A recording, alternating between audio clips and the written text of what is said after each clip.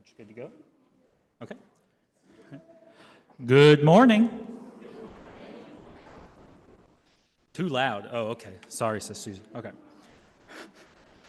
My name is Alex Irvin, and my pronouns are he, him. I am the treasurer of on the UUI Board of Trustees. If you are here for the first time, thank you for joining us. We look forward to getting to know you. We invite everyone present in the sanctuary today to join our in-person coffee service, or in-person coffee hour immediately following the service. During our service, there is a time for sharing the joys and sorrows of our lives with one another. Cards for sharing your joy or sorrow are on the table by the entrance to the sanctuary. We ask that you pick them up and fill them out prior to that section of service. Oops. Economic justice is one of our core values. This means, as Article 25 of the United Nations Universal Declaration of Human Rights puts it, everyone has the right to a standard of living adequate for the health and well-being of themselves and their family, including food, clothing, housing, and medical care, and necessary social services, and the right to security in the event of unemployment, sickness, disability, widowhood, old age, or other lack of livelihood in circumstances beyond their control. We acknowledge and affirm the work of organizers, activists, and unions who have moved us towards this vision of justice and commit to continuing their march towards a better world. We're so glad you're here today with us. We hope you find the service inspiring and meaningful.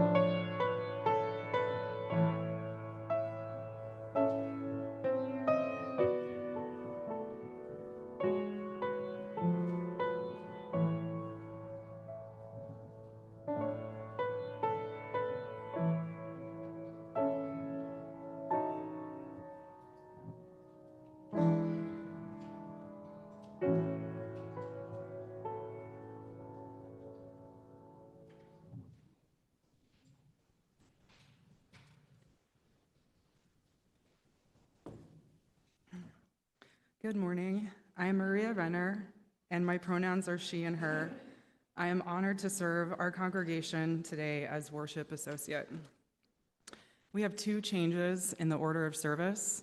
The first is that the kids will be in the service the whole time today, and we will not be singing them out. Second, the special music today is Island in the Sun by Weezer. Sounds like people know that one. A lit chalice is the symbol of our tradition, serving as a beacon of hope. As we light our chalice in the sanctuary, I invite those on Zoom to light a chalice or a candle and to type your location in the chat. Our chalice lighting and opening words today are by Louise Robeck.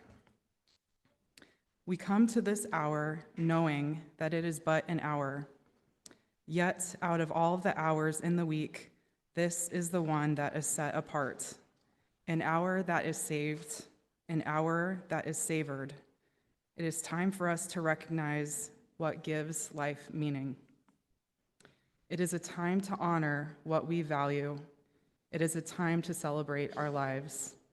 Let us then celebrate, honor, and recognize that we might fully savor this hour we have saved. Whoever you are, wherever you are on your life's journey, and wherever you are in the world, you are welcome here. Come, let us worship together. Please rise in body or spirit as we join together in singing hymn number 109 in the gray hymnal as we come marching. Please note there are some lyric changes, so use the words on the screen rather than the ones in your hymnal.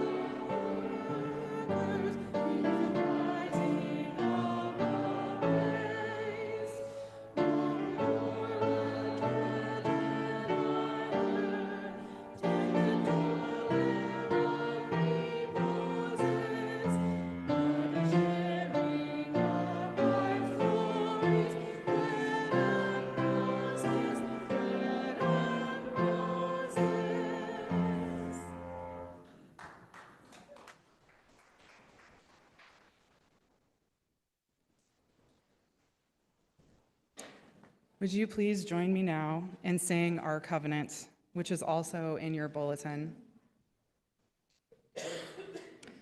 Love is the spirit of this church, and service is its law, to dwell together in peace, to seek the truth in love, and to help one another. This is our covenant. And now we're going to say our covenant in Spanish.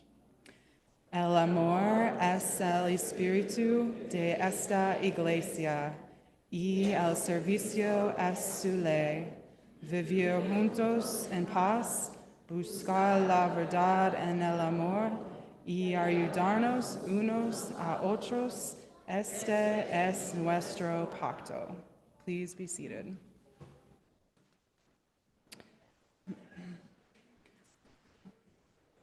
Our congregation is a lively community with many opportunities to participate. Here are a few announcements for today, but please check your order of service for more. There are Get Out the Vote postcards at a table in the social hall today. Our state is among the lowest in voter participation. We are partnering with Women for Change, whose goal it is to send 10,000 postcards to Indiana registered voters. You are also invited to stay after the service today for a tour of the amazing photographs by the artist himself, John Cody. Parent Guardian orientation for 7th to 9th grade OWL, our whole lives, is next Sunday, September 8th from 11 to 1. Please remember to register youth ages 12 through 14 for this important program, which begins on September 15th. The registration link can be found on flyers in the social hall and in our weekly e-blast and our e-newsletter. The Middle and High School Youth Bash is also next weekend, September 6th through 8th. If you have not registered for this awesome annual tradition, please do so today. Check the RE area in the social hall or our online publications for more information and for the registration link. If you have not received one of the Adult RE Council's menus with this year's new and rebooted adult religious education offerings, please see us at our table in the social hall to pick one up. We are excited to be coordinating some new programs as well as some old favorites. We have a lot going on here today and next week and a whole lot of new programs starting up. This is what it means to be a lively, engaged, vibrant congregation, a place where we engage in our own searches for truth and meaning together. It's also a place where we share the joys and sorrows of our lives together as we build relationships with one another. If you have a joy or a sorrow on your mind today, I invite you, if you are in the sanctuary, to write it on a card and bring it forward in just a moment. You can drop a stone in the bowl if you would prefer not to have your joy or sorrow read aloud. For those of you who are on Zoom, I invite you to type either joy or sorrow in all caps in the chat, along with your name and pronouns, and that will be an indicator for me to read your joy or sorrow aloud in the sanctuary. You can also just type DS or drop stone if you have a joy or sorrow on your mind but prefer not to share it. Let us share the joys and sorrows of our lives together.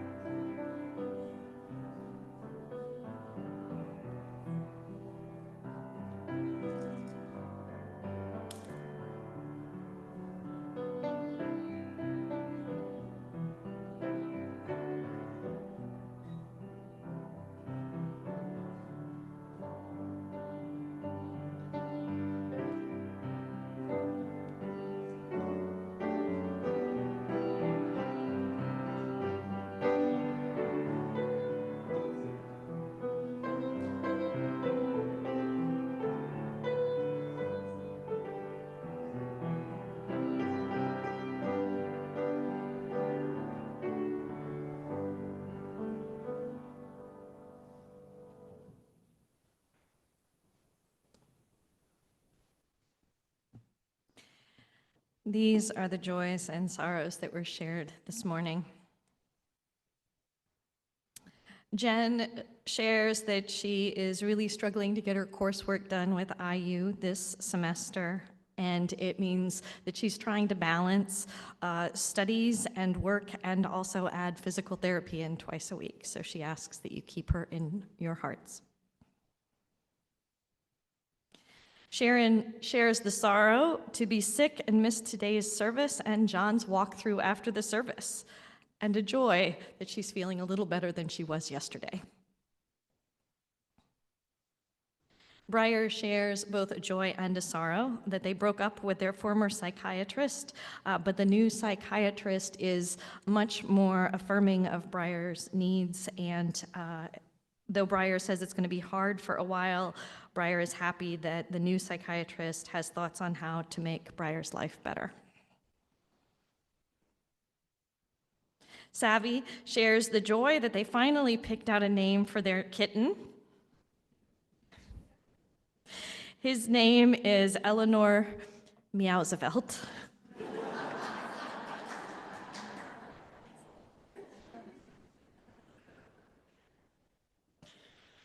I had to brace myself to read that one. Thanks, Savvy. Therese shares the joy that she is celebrating her aunt's life. Her aunt died last Friday at 102.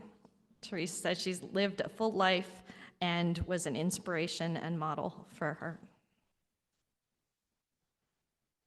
And Alice shares the joy that she has started ballet.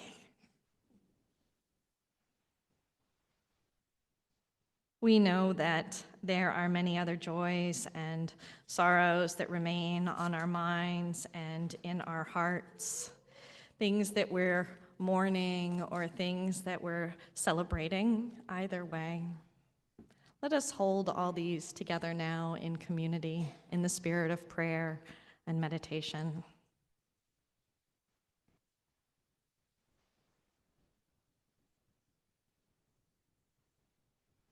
Spirit of life and love, it is good to be together in this place on this beautiful day. It is good to have a community in which not only do we search for truth and meaning, but we find ways to live out our values, to embody them in the larger world. It is good to have a place where we can bring our joys and sorrows, our whole complicated, messy, wonderful selves. And not just to bring those selves, but to have them celebrated.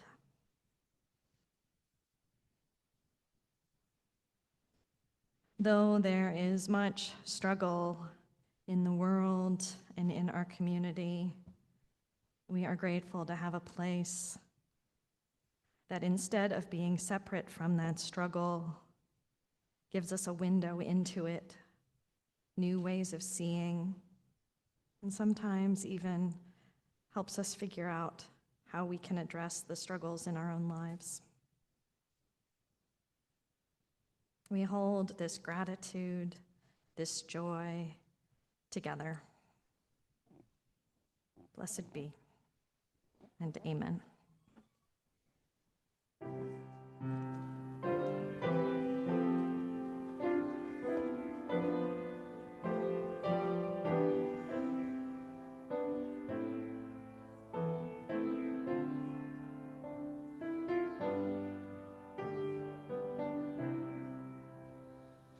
Spirit of life, come unto me.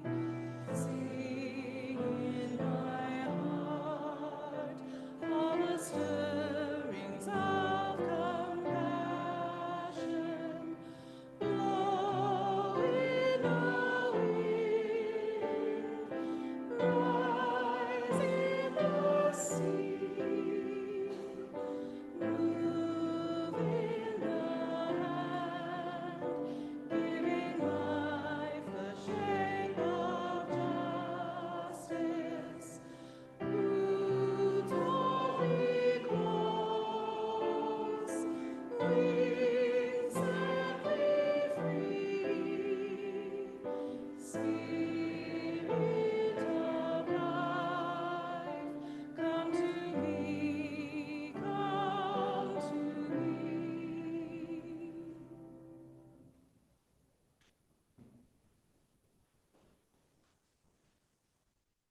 Good morning. Y'all, if you have not gotten to take a gander at these beautiful flowers up here, make sure that after the service you do, because Maria brought us Lego roses. And I'm geeking out. And we're going to definitely be doing more with Legos in elementary RE this year, so put that in your pocket. Anyone of any age who would like to see more closely is welcome to come up front, and this is one of my all-time favorite stories, so I'm so excited to share this with you. See if we can get our slide. There we go. It's called Click, Clack, Moo, Cows That Type. These are some very special cows, you guys, I'm just saying, because cows don't have thumbs. All right, so here is the situation, my friends. Farmer Brown had a problem. There we go. There we go. His cows like to type. All day long he hears click clack, moo, click clack, moo, clickety clack, moo. Then he couldn't believe his eyes. Dear Farmer Brown, the barn is very cold at night. We'd like some electric blankets. Sincerely, the cows. It was bad enough the cows had found the old typewriter in the barn. Now they wanted electric blankets? No way, said Farmer Brown. No electric blankets. So the cows went on strike. They left a note on the barn door. Sorry, we're closed. No milk today. No milk today, cried Farmer Brown. In the background, he heard the cows busy at work. Click, clack, moo, click, clack, moo, clickety, clack, moo. The next day, he got another note. Dear Farmer Brown, the hens are cold too. They'd like electric blankets. Sincerely, the cows. Just in case you were wondering, this is what intersectionality looks like, my friends. We don't just want good stuff for us. We want it for all of our friends and relations. The cows were growing impatient with the farmer. They left a new note on the barn door, closed. No milk, no eggs. No eggs, cried Farmer Brown. In the background, he heard them again. Click, clack, moo, click, clack, moo, clickety, clack, moo. Cows that type? That was excellent. Hens on strike? Who ever heard of such a thing? How can I run a farm with no milk and no eggs? Farmer Brown was furious. Farmer Brown got out his own typewriter. Dear cows and hens, there will be no electric blankets. You are cows and hens. I demand milk and eggs. Sincerely, Farmer Brown. Duck was a neutral party, so he brought the ultimatum to the cows. I love Duck so much, you guys. Duck gets a sequel. Spoiler alert. The cows held an emergency meeting. All the animals gathered around the barn to snoop, but none of them could understand moo. All night long, Farmer Brown waited for an answer. Duck knocked on the door early the next morning. He handed Farmer Brown a note. Dear Farmer Brown, we will exchange our typewriter for electric blankets. Leave them outside the barn door and we will send Duck over with the typewriter. Sincerely, the cows. Duck looks very trustworthy, doesn't Duck? Farmer Brown decided this was a good deal. He left the blankets next to the barn door and waited for Duck to come with the typewriter. The next morning, he got a note. Dear Farmer Brown, the pond is quite boring. We'd like a diving board. Sincerely, the ducks. Click, clack, quack, click, clack, quack, clickety, clack, quack. Oh my goodness. So kids, we are staying in the service this morning. And of course, If you are a visitor, we have a children's area over here with some activities, and we can hang out over there together during Reverend Don's sermon and see what we hear. And the nursery is always open for our youngest children. So thank you very much for being here with us today.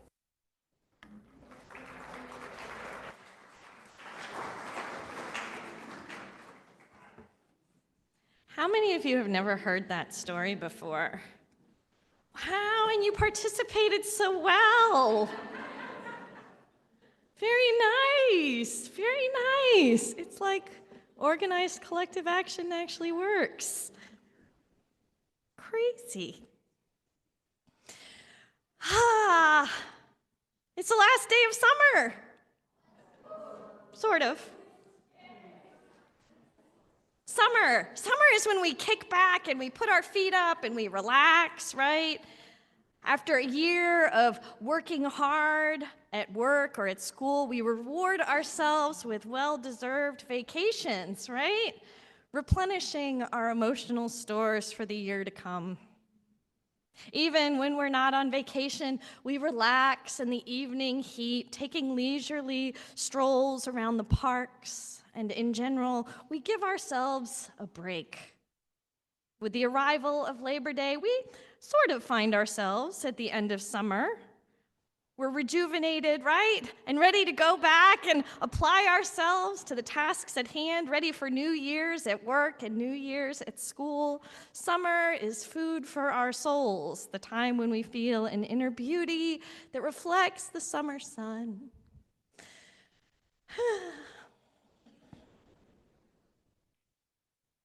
What? You aren't rejuvenated? You didn't take that vacation that you were hoping to take? Right? Even the kids understand. Or maybe you did take that vacation, but you felt guilty for taking those 3 days off when work is so busy, and besides, it just wore you out.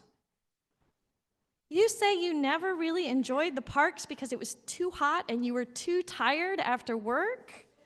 What? Find yourself more exhausted now than you did a few months ago.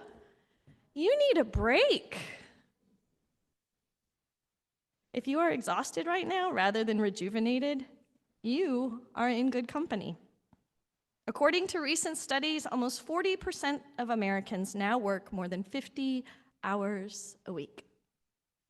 And to reward ourselves, we do nothing. 26% of Americans take no vacation at all, of those who receive vacation. And those who do mostly travel in 2 to 3 day microscopic bits, nowhere near the 2 weeks that are required to cure burnout by regathering our emotional stores. US vacations are the shortest in the industrialized world, averaging 11 days accrued after a year on the job if you are lucky enough to have a job that provides vacation benefits, compared to 4 to 6 weeks for the Europeans. And please do not make the mistake of thinking that we are more productive, because we are not. We're too exhausted. And it's not just our lack of vacation that's beating us down. It extends into the work week as well. By working more and more, we have less time to do the things that need to get done, the things we think need to get done, much less have time or energy for the things that we want to do. We are exhausted. When regular days off finally roll around each week, well, all that stuff that we've been too tired to do during the week demands our attention. We spend most of our time off trying to catch up and maybe even do some more company work if that's how our week has gone. So by the time whatever our Monday is rolls around, we are more exhausted than we were on our Fridays. Joe Robinson, author of the book Work to Live and frequent contributor to National Public Radio, puts it this way. He says, we put in 2 to 3 more months in total hours on the job each year than Europeans, 2.5 weeks more than even the Japanese. We're now working more than we have since the 1920s. Our already paltry vacations are being stalled, canceled, and shrunk into non-existent. The result is record levels of stress, burnout, depression, divorce. And what do we get for all these extra hours? Vaporized 401ks and corporate scandals. This is a terrible way to live. Not to mention the toll this takes on our mental health or on our loved ones. It's really quite depressing. What is fascinating is that according to Robinson and the research he has done, time off and shorter hours actually increase productivity. The research is clear that our extreme hours don't increase efficiency, but they decrease it. Excessive overtime results in downtime throughout the week, a phenomenon that's measured by productivity researchers since the early part of the 20th century. Yes, there are productivity researchers. While there was a small uptick in productivity in 2023, this came after 20 years in the United States of declining productivity. Globally, several European countries are more productive per hour than the US is, and companies with 3-week vacation plans for employees actually save money with the practice because it increases morale and retention because the workers feel more vested in the firm and work harder as a result. But nope, that ain't how we do things here in the good old USA, is it? So here we are, overworked, less productive, more exhausted, more dissatisfied. And I've heard an increasing number of people whose vacation requests were denied after putting them in 6 or more months in advance. Is it any wonder that record number of Americans quit their jobs in 2021 and 2022? The Great Resignation, it was called. On the national holiday of Labor Day, it is fitting to take a look at the American work ethic, or as I have heard it called, the American overwork ethic. Though there is a debate over who first recommended a Labor Day, the first governmental recognition of Labor Day came through municipal ordinances passed during 1885 and 1886, over 120 years ago. As Samuel Gompers, founder and longtime president of the American Federation of Labor, pointed out in the early 20th century, and this is the language of his time, he said, Labor Day differs in every essential way from the other holidays of the year. All other holidays are in a more or less degree connected with conflicts and battles of man's prowess over man, of strife and discord for greed and power, of glories achieved by one nation over another. Labor Day is devoted to no man, living or dead, to no sect, race, or nation. Put this way, Labor Day seems like such a noble holiday. And I disagree that Labor Day doesn't have to do with conflict of battles of man's prowess over man. It seems to me that this day, dedicated to the social and economic achievement of American workers, does indeed lift up such a battle. Not in a traditional war with another country, that is true, but instead a battle between the benefits of capitalism and the capacity for oppression that comes with it. The Department of Labor website states that it's appropriate for the nation to pay tribute on Labor Day to the creator of so much of the nation's strength, freedom, and leadership, the American worker. But American workers have had to fight an unending skirmish with employers over hours required, working conditions, pay, and benefits, not unlike the farm animals in our story for all ages. Work to live or live to work has been a theme in this country for over 100 years. We took many steps forward during the peak years of the labor movement in this country, but in the past 40 years, we have seen those gains erode. In 1910, President William Howard Taft declared that U.S. workers, brace yourself, 1910, President William Howard Taft declared that U.S. workers needed 2 to 3 months off per year. In 1936, there was an attempt to get a minimum paid leave law on the books, and the Department of Labor bemoaned the lack of such a law. However, nothing happened. The poetry for the song that we sang in our opening song, "As We Come Marching, Marching," arose out of one of these battles. The story goes that James Oppenheim was inspired by a banner during the massive 1912 walkout of textile workers in Lawrence, Massachusetts. The Massachusetts state legislature had passed a law that reduced the weekly working hours for working women and children. The workers rightly feared that this would mean a reduction in how much money they would make. And their suspicions were sharpened when the mill corporation sped up the machines and posted notices that the reduced work week would be a maximum for both men and women operatives. During the strike, the workers' demands called for a 15% increase in wages on the reduced work week to make up for the loss of those hours. They called for double time for overtime work and no discrimination against any worker for their strike participation.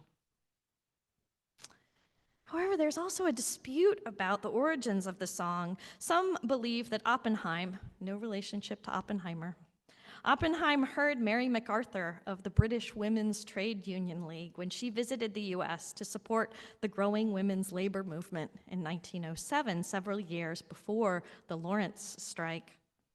During her talks in Chicago, she argued that women must work for more than just increased wages. Her message was summed up in a quote that she attributed to the Quran: "If thou hast 2 loaves of bread, sell one and buy flowers.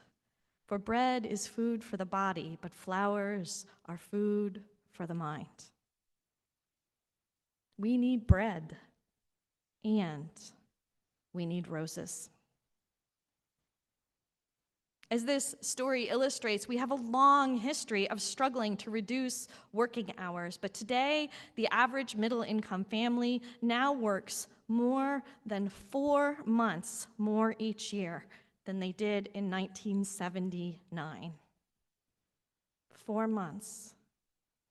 So for those of you, and I'm not saying I've heard this here, but for those of you who have complained, why are younger families not stepping up the way we did when we were younger and raising families for volunteer positions in the church and elsewhere? Bear that in mind. Families now work 4 months more in a year than they did in 1979. This is hurting us. It's hurting us as communities. It's hurting us as individuals, it's hurting our families, and it needs to stop. And indeed, people are working to stop it, not only through the Great Resignation, but through a phenomenon that the media has termed quiet quitting. Have you heard of quiet quitting? Some of you, yeah. If you have been confused about this term, you are not alone. Quiet quitting actually has nothing to do with quitting. The idea is just that you do what you're paid to do. That's it. You do what is in your contract, nothing more. You don't go above and beyond. You take your allotted time off, all of it, and you take your breaks, all of them. If you have regular hours, you put them in, and at the end of the day, you stop. No more work emails. No more work phone calls. So basically, quiet quitting is explicitly not overworking. It is understanding that we work to live, not live to work. It's about boundaries and finding a balance. And interestingly enough, quiet quitting is actually a new name for a tactic from the labor movement called work to rule. Considered less disruptive than strikes or lockouts, work to rule has been used in many industries to improve working conditions. Some examples of successful work to rule actions include nurses refusing to answer telephones, teachers refusing to work for free at night and during weekends and holidays, and police officers refusing to issue citations. It's not surprising that American workers are engaging in this behavior both individually and collectively. After years of decline, the US labor movement is experiencing a resurgence, with workers increasingly organizing and union membership growing. An August 2021 poll conducted by Gallup found support for labor unions at their highest point in the US since 1965, with 68% support. But by relabeling work to rule as quiet quitting, the media is doing workers a disservice. Because where work to rule doesn't blame the workers, the phrase quiet quitting does. It makes it sound like something that the workers are doing is unethical. Because in our culture, going above and beyond is expected. Again, the average middle-income family now works more than 4 months more in total hours than they did in 1979. This is not sustainable. And thankfully, in large part due to the pandemic, people are saying enough. Gen Z knows this. And so while many bemoan Gen Z's work ethic, what they are doing is leading the way by not overworking. We need bread, certainly, but we need the roses too. We need food for our mind and food for our bodies, and we need to be able to work in places that recognize these needs, that recognize our humanity. We need to be able to afford food for our bodies. You heard Alex in his greeting today quote from the Declaration, the Universal Declaration of Human Rights. We need to be able to afford food for our bodies, but we also need to be able to work reasonable hours, to take time off, to have regular time for play, to make Lego roses, not just for chores. We need the ability to take vacations that are restful and rejuvenating and longer than 3 to 4 days. We need to have time to do more than just collapse when we get home from work. We need to have free time and energy to explore our non-work interests, to live the stuff of life that we are all too often too exhausted for. Work has its rewards, but so do hours of rest and love. Until there is a balance between these, until our actions in regards to work match our priorities for families, friends, and life, we must continue to sing bread and roses, bread and roses. And Labor Day will continue to remind us how much we need to find, make, or demand a balance. But don't just take my word for it. Let's hear from Maria.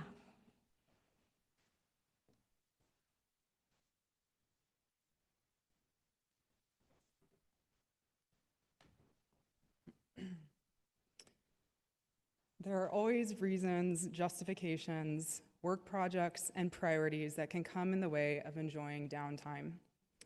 Time off and roses or beauty in our lives. Unless we can see how the roses help us with our highest values and priorities, it can be challenging to step into and claim that time for ourselves. I went through this exact process this past year in making the decision to spend time in Hawaii. The amount of coordination, planning, prep, working long days before and after the trip was daunting. I questioned if it was a good decision to take advantage of that time window and the opportunity to go. So many questions came up internally, including, could I afford this? What will people think? What will clients think? What is the true impact or opportunity cost of this decision? I also had the help in talking to a trusted mentor, and they challenged me to look at, well, what would be the benefits of going, of being able to get some magic into my body and bones from the trip. How does that help positively my business, my relationships, and my own personal happiness and refueling of my inner fire and spirit? This helped me push through the hesitation and limitations and solidify the plans. And the result was very beautiful and memorable. I got to spend 2 weeks mermaiding, as someone told me, snorkeling with green sea turtles, colorful tropical fish, diving down to find shells and coral, watching my son learn to surf, standing at the top of a mountain and feeling the spirit of the land move through my body. It was such a powerful and deeply rejuvenating experience. I initially had the hopes of doing work every day while I was there. This lasted about 2 days, and before all that focus and energy into doing work just floated away. I understand the privilege of being able to travel and that not everyone has the financial means, the able bodies, or flexibility or freedom to do that. There are so many other ways that we can claim these roses in our own life that can have a similar impact. Whether it's getting up an hour early in the morning and drinking coffee before the day starts and feeling peace in your heart, taking a class you've been wanting to take, taking all of your vacation days this year, scheduling time with loved ones, staying home and relaxing, or any way that brings you deep personal peace. One of the biggest regrets that people at the end of their life share is that they've worked too much. How, in the spirit of Labor Day, can we honor this day and ourselves? Show us a picture or tell us how you will be bringing roses into your life this week by posting a picture on the UUI Slack channel that's called Talk About the Sunday Service, so we can see and celebrate each other's roses. We can ask the whole family, as we would love to hear from youth and all ages.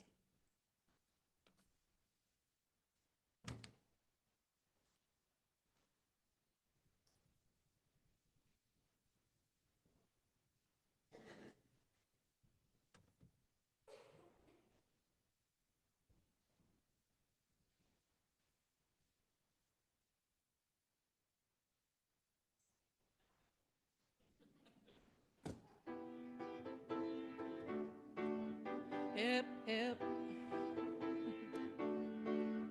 hip, hip, hip, hip, hip, hip. When you're on a holiday, you can't find words to say. All the things that come to you, and I wanna feel it too. On an island in the sun, we'll be playing and having fun, and it makes me feel so fine I can't control my brain. Hip, hip, hip, hip. When you're on a golden sea, you don't need no memory, just a place to call your own as we drift into the zone. On an island in the sun, we'll be playing, having fun, and it makes me feel so fine I can't control my brain. We'll run away together, we'll spend some time forever, we'll never feel bad anymore. Hip, hip, hip, hip, hip, hip. We'll never feel bad anymore. Hip, hip.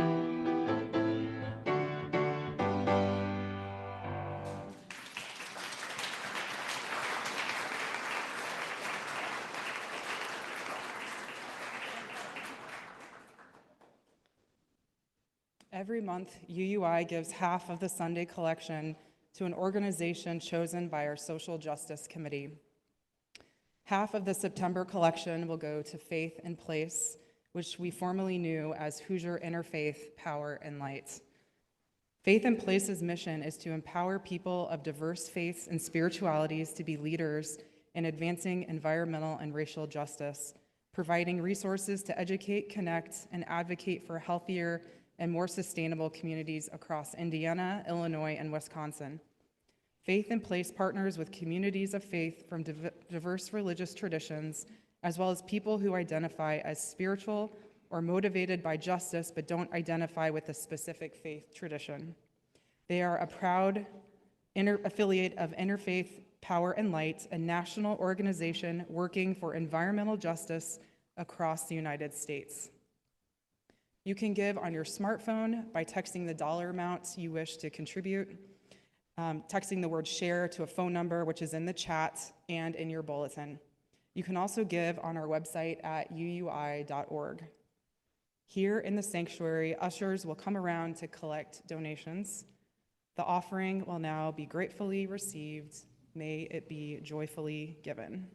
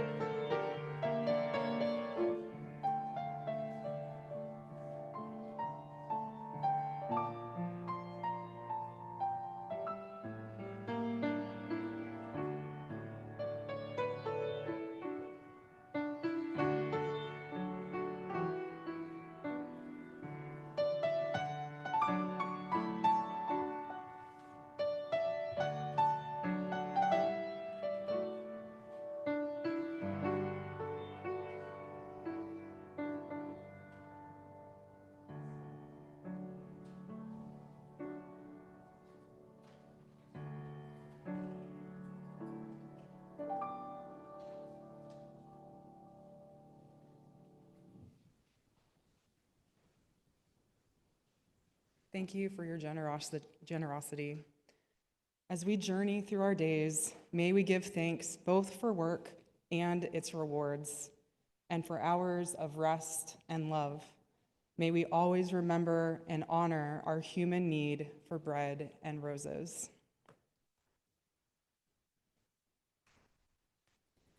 Please rise and embody your spirit as we join in singing together hymn number 157, Step by Step, the Longest March.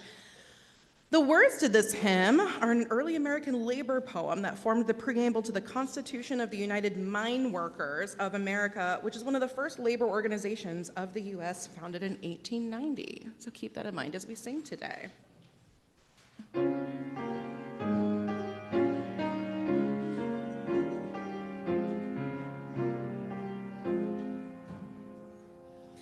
Step by step, the longest march can be won, can be won. Many stones can form an arch, singly none, singly none. And by union what we will can